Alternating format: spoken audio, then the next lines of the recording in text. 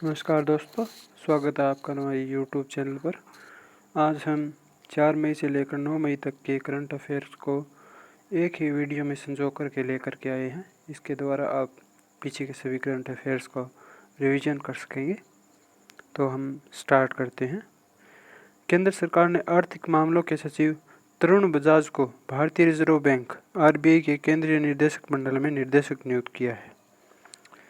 कर्नाटक राज्य सरकार ने हाल ही में कोरोना वायरस को फैलने से रोकने के लिए लगाए गए लॉकडाउन के कारण परेशान लोगों को राहत देने के लिए 1,710 करोड़ रुपए के पैकेज की घोषणा की। प्रधानमंत्री कल्याण योजना के अंतर्गत 39 करोड़ से अधिक लोगों को 34,800 करोड़ रुपए वित्तीय सहायता प्रदान की गई। अमेरिका के राष्ट्रपति डोनाल्ड ट्रंप ने भारतीय मूल के मनीषा सिंह अमेरिकी नागरिक को आर्थिक सहयोग और विकास संगठन में अपने दूत पद के लिए नामित किया। भारत ने मेक्सिको देश के लिए 2.50 मीट्रिक टन हाइड्रोक्सीक्लोरोक्वीन की मंजूरी दे दी है। हाल ही में चीन ने हेनान प्रांत के दक्षिण द्वीप में एक आंतरिक satellite rocket the long March 5B को सफलतापूर्वक लॉन्च किया। नागरिक उड्डयन मंत्रालय के अंतर्गत कार्यरत नागरिक उड्डयन महानिदेशक ने हाल ही में गरुड़ नामक एक पोर्टल लॉन्च किया है। आंध्र प्रदेश के विशाखापत्तनम शहर में एक प्लास्टिक फैक्ट्री में 7 मई 2020 को सुबह गैस रिसाव होने से एक बड़ा हादसा हो गया।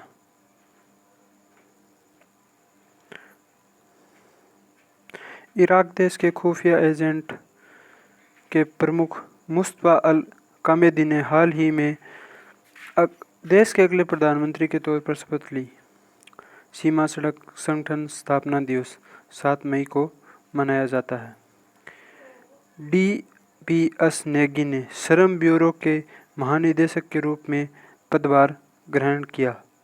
उत्तर प्रदेश राज्य सरकार ने आयुष कवच नामक एक मोबाइल एप्लीकेशन लॉन्च किया है, जिसे आयुष मंत्रालय ने विकसित किया है।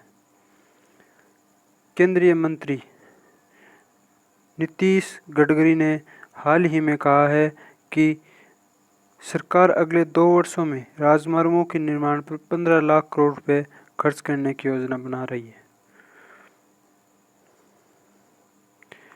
रक्षा मंत्री राजनाथ सिंह ने सैन्य इंजीनियरिंग सेवा में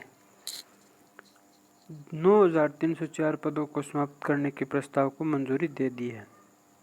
केंद्र सरकार के अनुसार विदेश में फंसे भारतीयों को वापस लाने के लिए वंदे भारत मिशन के तहत 7 से 13 मई के दौरान 64 उड़ानें संचालित की जाएगी। भारत सरकार द्वारा TS त्रिमूर्ति राजनायक को संयुक्त राष्ट्र में अपना स्थायी प्रतिनिधि के रूप में नियुक्त किया गया। कृषि और किसान कल्याण मंत्रालय द्वारा एकीकृत मृदा पोषण तत्व प्रबंधन के लिए मिशन मोड जागरूकता अभियान के माध्यम से कृषक आंदोलन का आह्वान किया गया। संयुक्त राष्ट्र बाल कोष द्वारा प्रकाशित लॉस्ट एट होम रिपोर्ट के अनुसार वर्ष 2019 में लगभग 33 मिलियन लोगों का आंतरिक रूप से विस्थापन हुआ। अमेरिकी पत्रिका फोर्ब्स ने बिलियनर्स लिस्ट 2020 जारी की। इस लिस्ट में पहले स्थान पर मुकेश अंबानी रहे। संयुक्त राष्ट्र पर्यावरण कार्यक्रम UNEP ने राष्ट्रीय सद्भावना दूत के रूप में अभिनेत्री दिया मिर्जा का कार्यकाल 2 साल और बढ़ा दिया। झारखंड राज्य ने 4 मई 2020 को ग्रामीण क्षेत्रों में श्रमिकों के लिए रोजगार उत्पन्न करने के उद्देश्य से 3 श्रम गहन कार्यक्रमों की शुरुआत की।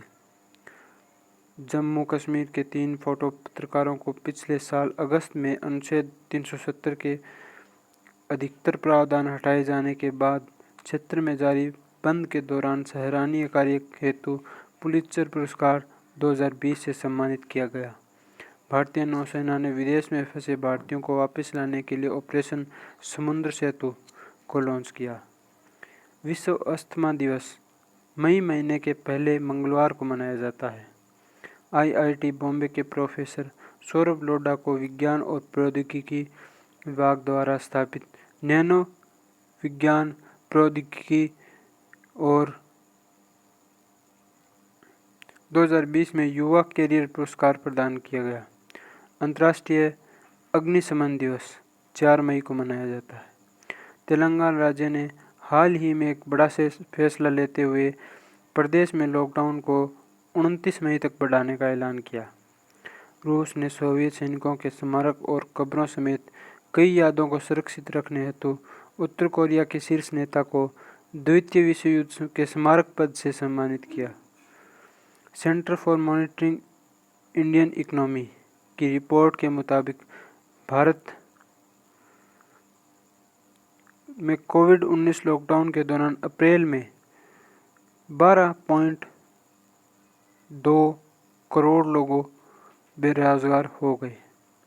हाल ही में विज्ञान और इंजीनियरिंग अनुसंधान बोर्ड ने कोविड-19 महामारी को नियंत्रित करने हेतु गणितीय मॉडल और अभिकल्पनात्मक पहलुओं के अध्ययन के लिए मैट्रिक्स योजना के तहत 11 परियोजनाओं को मंजूरी दी।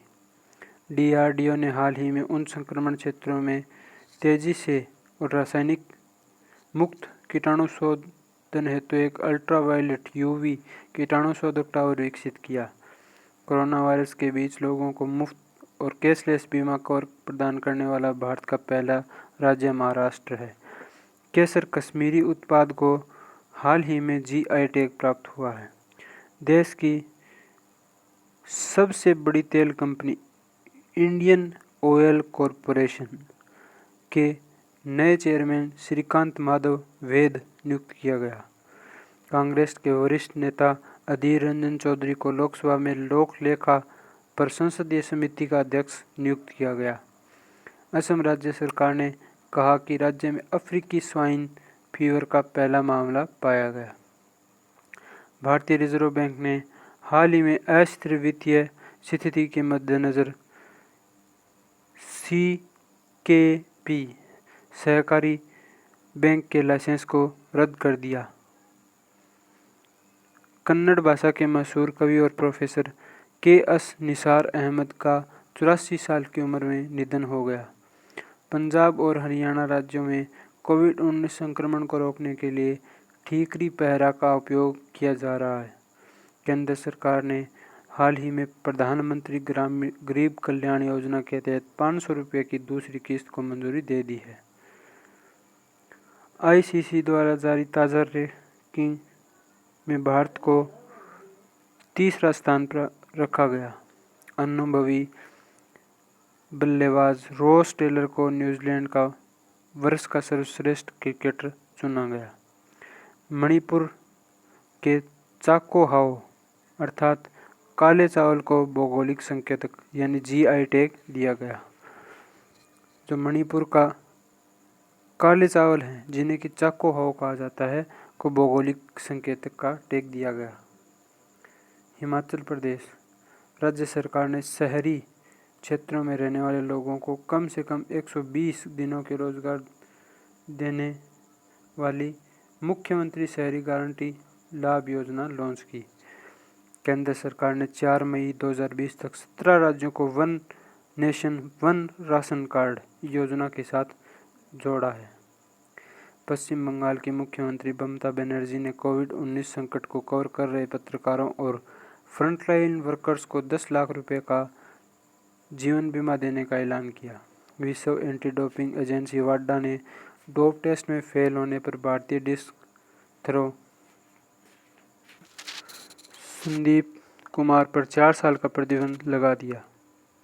राष्ट्रीय खेल महासंघ ने हाल ही में कहा कि कोविड-19 महामारी की वजह से 1 साल के लिए टले टोक्यो ओलंपिक की तारीखों से टकराव से बचने के लिए राष्ट्रमंडल युवा खेल 2021 की बजाय 2023 साल में होंगे। विश्व प्रेस स्वतंत्रता दिवस 3 मई को मनाया जाता है। रूस इस साल के अंत तक अंटार्कटिका जलवायु और पर्यावरण की निगरानी हेतु अपना पहला आर्कटिक एम उपग्रह लॉन्च करेगा। रूस इस साल के अंत तक रूस इस साल के अंत तक आर्कटिक जलवायु और पर्यावरण की निगरानी हेतु अपना पहला आर्कटिक उपग्रह लॉन्च करेगा। इसी के साथ हमारी ये साप्ताहिक श्रृंखला समाप्त होती है। कृपया हमारे चैनल को लाइक, शेयर और सब्सक्राइब जरूर करें। हमारी वीडियो को लाइक करें और शेयर भी करें। धन्यवाद।